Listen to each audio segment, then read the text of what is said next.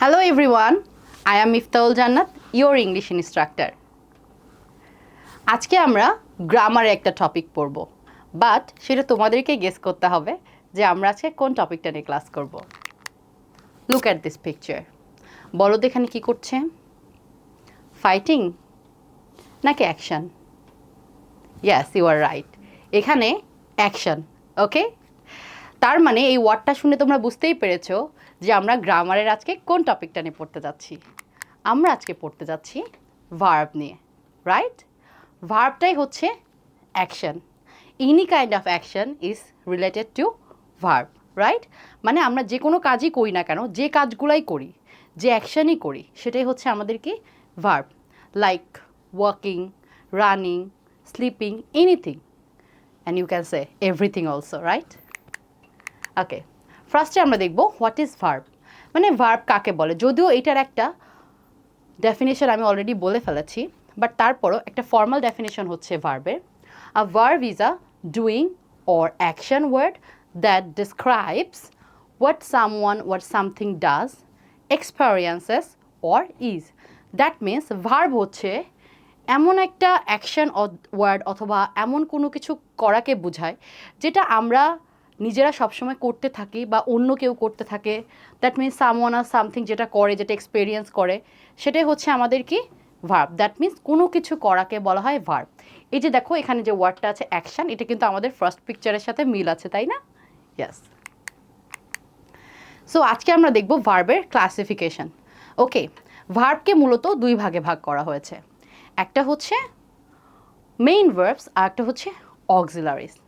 Main verb মানে হচ্ছে principal verb, বা ওটাকে আমরা অ্যাকশন ভার্বও বলতে পারি।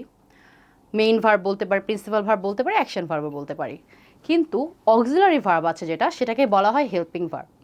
এটার ভিতরে আবার অনেকগুলা সাব ক্লাসিফিকেশান আছে। প্রথমত অক্সিলারিকে আমরা দুই ভাগে ভাগ করেছি। একটা হচ্ছে প্রাইমারি অক্সিলারিস আর একটা হচ্ছে modals auxiliaries, right? So primary auxiliary আবার তিন ভাগে বিভক্ত। একটা হচ্ছে to be verb, to do verb and to have verb. এর আগে তো আমরা জানতাম না যে ডু ভার্ব আছে, হ্যাভ ভার্ব আছে, বি ভার্ব আছে, কিন্তু এগুলো আসলে ভার্বের কোন ক্যাটাগরির ভিতরে পড়ে এটা কিন্তু আমরা জানতাম না।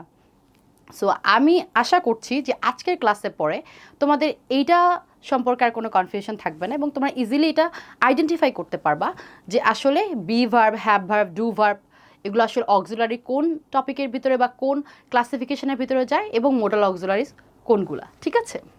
সো ফার্স্টে হচ্ছে প্রিন্সিপাল ভার্ব।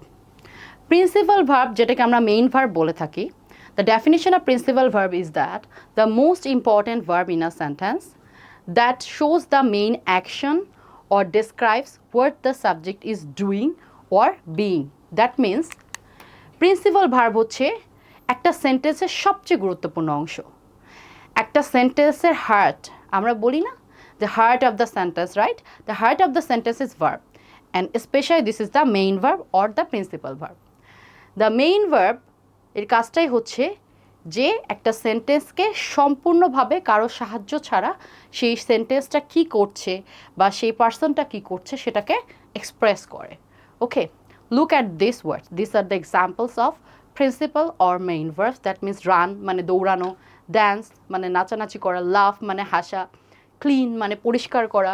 এই যে রাইড, রাইড মানে হচ্ছে যে কোনো যানবাহনে চড়া, ঠিক আছে? তারপরে স্কিপ মানে হচ্ছে দড়ি লাফ দেওয়া, দেন হচ্ছে ড্রিঙ্ক মানে পান করা, রাইট মানে লেখা। দ্যাট মিনস আমরা যে কাজগুলোই করছি, এই যে আমি এখন কথা বলছি speak, right?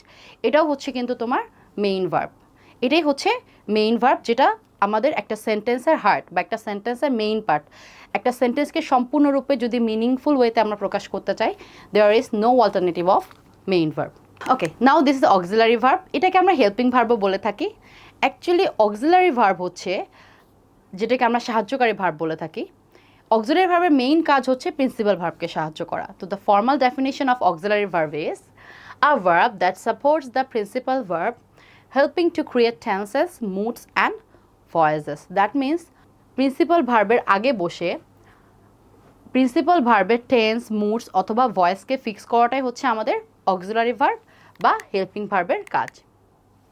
Look at this, these are the examples of auxiliary verb or the helping verbs. We should exercise daily.